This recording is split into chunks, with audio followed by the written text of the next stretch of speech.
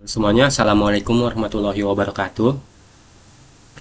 Perkenalkan, nama saya Raihan Hanif Al-Ghifari dari kelompok 10 dan rekan saya adalah Ivan Aryadi. Di sini saya akan menjelaskan atau mempresentasikan tentang application layer, presentation, dan session. Baik, langsung saja kita mulai. Dari latar belakang, application layer atau lapisan aplikasi, yaitu merupakan lapisan ketujuh dan teratas dalam model OSI.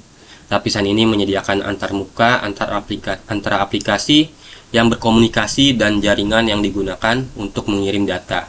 Lapisan aplikasi bertanggung jawab atas layanan jaringan tingkat tinggi seperti dukungan untuk berbagai aplikasi seperti email, SMTP, POP3, kemudian transfer file atau FTP, dan browsing web seperti HTTP.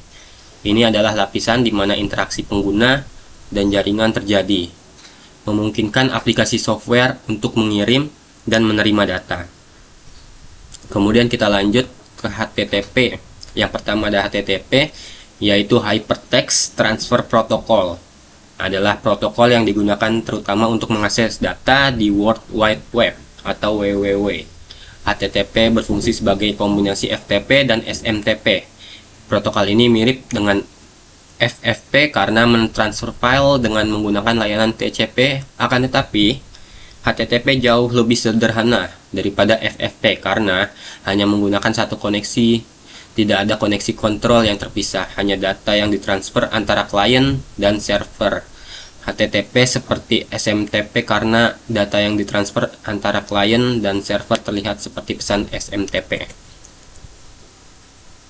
Kemudian kita lanjut ke SMTP, merupakan inti dari surat elektronik internet. SMTP mentransfer pesan dari server email pengirim ke server email penerima. SMTP jauh lebih tua daripada HTTP. RFC SMTP yang asli berasal dari tahun 1982 dan SMTP sudah ada jauh sebelum itu. Meskipun SMTP memiliki banyak kualitas yang luar biasa, sebagaimana dibuktikan dengan keberadaannya di internet, SMTP tetaplah sebuah teknologi yang lama, memiliki karakteristik yang kuno tertentu. Baiklah, kita lanjut ke POP3 atau bisa disebut Post Office Protocol. Ya, ini adalah protokol yang digunakan untuk pengelolaan surat elektronik atau email. POP yang sekarang lebih umum dikenal dengan POP3 atau POP version 3. POP version 3 dibuat untuk memungkinkan klien sehingga dapat melakukan akses secara dinamis terhadap mail yang masih ada di POP3 server. POP3 menawarkan pada user untuk meninggalkan mailnya di POP3 server dan mengambil mailnya tersebut dari sejumlah sistem aplikasi khusus POP3. Untuk mengambil mail menggunakan POP3 dari suatu klien, banyak pilihan yang dapat digunakan seperti Sun Microsystem Mail Tool, Qualcomm Eudora, Netscape Mail, dan Microsoft Outlook Express. Kemudian kita lanjut ke IMAP. IMAP atau Internet Message Access Protocol, Internet Message Access Protocol, yaitu adalah protokol standar untuk mengakses atau mengambil email dari server.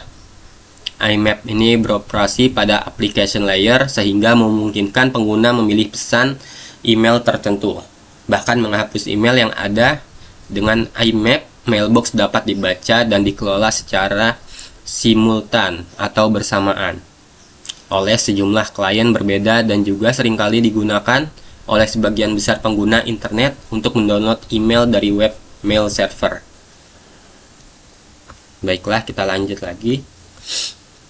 Kemudian ada DNS. DNS merupakan singkatan dari Domain Name Server yang merupakan sebuah sistem berfungsi sebagai identitas berupa nama pada Internet Protocol Access,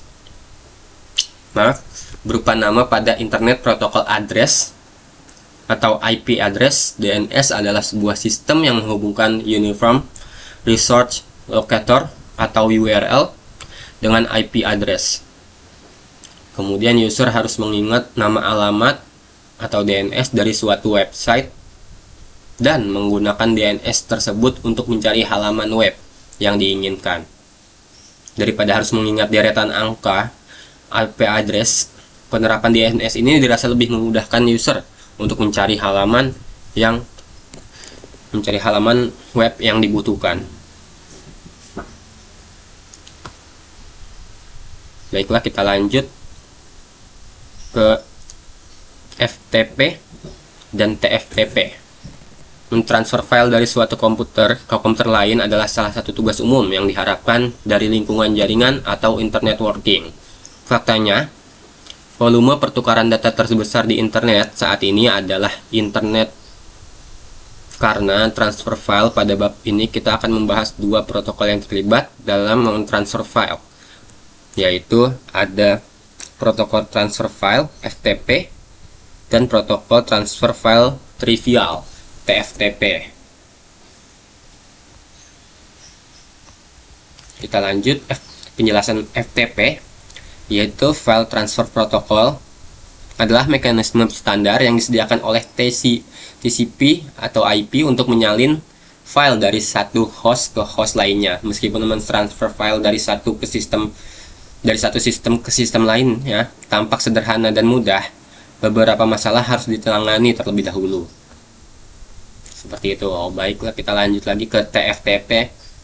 Ada kalanya kita hanya perlu menyalin file tanpa memerlukan semua fitur dari protokol FTP. Misalnya saat stasiun kerja tanpa disk atau router di boot, kita perlu mengunduh file bootstrap dan konfigurasi. Di sini kita tidak membutuhkan semua kecanggihan yang disediakan dalam FTP. Kita hanya membutuhkan protokol yang dapat menyalin file dengan cepat.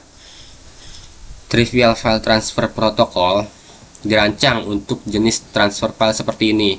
Ini sangat sederhana sehingga paket perangkat lunak dapat masuk ke dalam memori hanya baca dari disk flash stasiun kerja. Seperti itu. Baiklah, kita lanjut lagi ke DHCP atau Dynamic Host Configuration Protocol. Ini adalah protokol yang menyediakan manajemen yang cepat, otomatis, dan terpusat untuk distribusi alamat IP dalam jaringan. Protokol ini juga digunakan untuk mengonfigurasi subnet, mask, gateway default, dan informasi server DNS pada perangkat. Seperti itu. Nah, kesimpulannya, pengertian application layer adalah lapisan paling atas dari OSI model dan transmission control protocol atau internet protocol, yaitu TCP atau TCP/IP. Kemudian lapisan aplikasi dalam model TCP/IP dibuat dengan menggabungkan tiga lapisan teratas, yaitu application layer, presentation layer, dan session layer.